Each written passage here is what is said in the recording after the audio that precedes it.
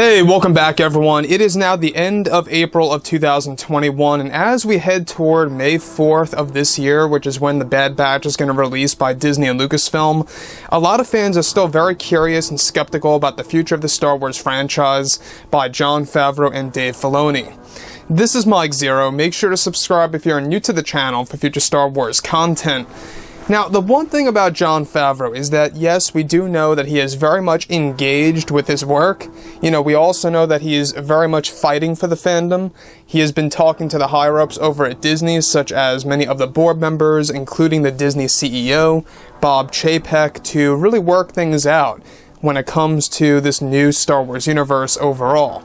Now, I'm sure that you guys heard about the big GINA CARANO news just yesterday about what happened with Nat Geo and exactly what's happening with the higher-ups over at Disney and trying to formulate a plan to bring her back into the Mandalorian series. Now, moving ahead on all of this, we also know that Dave Filoni is also very much hard at work with Star Wars Ahsoka. The Ahsoka Tano series starring Rosario Dawson. They're really trying their absolute best to get this thing released in either 2022 or at the very latest in 2023 in the early months. Now, with that being said, what's really exciting about everything related to the new Star Wars universe is that a lot of Star Wars Legends is coming back to life. You know, we see that the Knights of the Old Republic video game is going to have the spotlight once again. We have seen a lot of the Star Wars Legends books coming back and getting revamped, so that's another good thing and another good sign that obviously Disney is beginning to realize that that is exactly what the older fans really love and enjoy.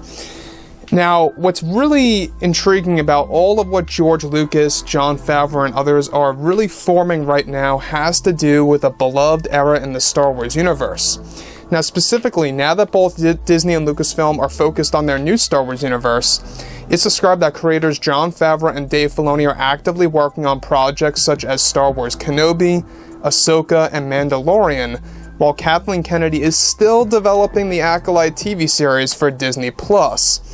Now, it's best described, however, that behind the scenes, creator George Lucas is actively working with Jon Favreau and Dave Filoni to fix the Star Wars franchise moving ahead.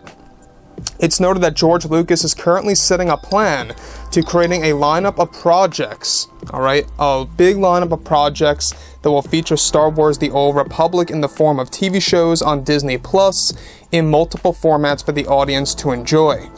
Lucas is actually described to make a full-blown announcement this fall for, of course, these new TV shows coming to Disney Plus and more. So this is a very interesting development, obviously. A lot of fans love the Old Republic series.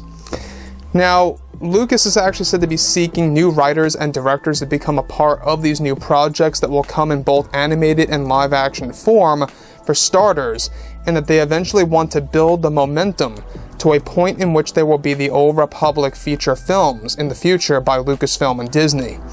George Lucas is best described to also be in the process of forming on how this will be announced by Disney. The higher-ups over at Disney are planning on how this will be announced, and that they are planning to do a major announcement alongside the Book of Boba Fett debut this December to make the fans very excited about the future of Star Wars and more. Now, Lucas is set to want to focus on characters like Darth Revan, Malgus, and other characters as well that are associated with the Old Republic timeline. So this is a very interesting, development between George Lucas and the Disney board members. The thing that excites me the most about the Old Republic timeline is the fact that it is very geared toward the darker side of Star Wars. It really taps more into that Jedi and Sith lore, kind of mixing more with the light and the dark side of the Force purely. Now, I don't know if you guys have read the books or if you guys have ever experienced any of the video games that were released many years ago, and I don't know if you guys actually saw the cutscenes of those video games. They're actually on the internet. Go ahead and check them out. You'll actually find yourself loving the Old Republic era if you are not familiar with it. There's a reason why the Old Republic is so special, is because it really does borrow elements from other aspects of history and kind of incorporating it with Star Wars in a different light. We have seen this with the original trilogy, we have seen this with the prequel trilogy, and The Old Republic does its own thing, and that's exactly what makes it stand out on its own. Now, obviously, we do know that a lot of fans are very much against the High Republic era. As I always like to say, this is pretty much the Old Republic light. That's what I like to say. It's the lighter version of the Old Republic.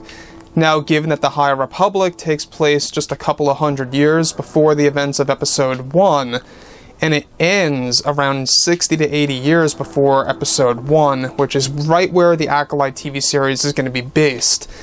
The Acolyte is going to be based more so with, of course, the very ending of the High Republic timeline. So George Lucas, this is a very big deal because this is actually giving the fans what they want to see, and Disney realizes that there's a lot of fans out there that are very upset with the way things that are going with Disney Star Wars and exactly how Star Wars is handled, has handled, everything before in the past. The sequel trilogy wasn't all that much of a success, at least in the fandom's eyes. Yes, it did make a large chunk of revenue, it did.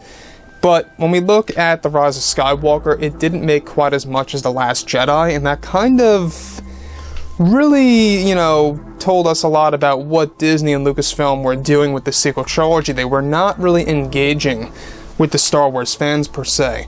However, when it comes to George, John, and Dave, these are guys that know exactly what the fans want to see, either on the big screen or at home on a streaming service like Disney+.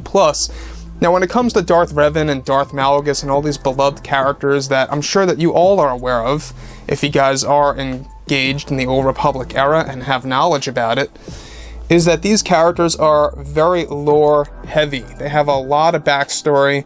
They have a lot to do with the dark side of the Force and everything that there has to do with the Sith legacy. And that's, I think, what the fans want to see. And that's exactly what we're going to get. Now, obviously, we've talked about this lightly before in the past, is that they are aiming for a 2024 debut of the Old Republic TV series. We're not quite sure if the debut will be the animated version or the live-action version first. That's pretty much unclear as of this moment right now. But nonetheless, we can see what they're doing with many other timelines. If you look at the Bad Batch, that's basically and is a spin-off of the Clone Wars series. Now, later down the road, we're going to be getting more animated shows that are going to connect to other shows out there. Eventually, Disney has a plan to branch off and do their own shows that are completely disconnected with whatever already exists in Star Wars as we speak. So, keep that in mind, is that Disney is really trying to evolve Star Wars. They're really trying to give the Star Wars fandom something new and fresh to the timeline.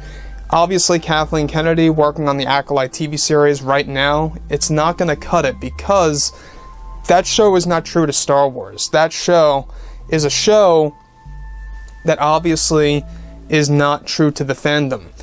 We even heard her herself say that there's nothing really to draw from when it comes to Star Wars Legends, as there is no source material to work from.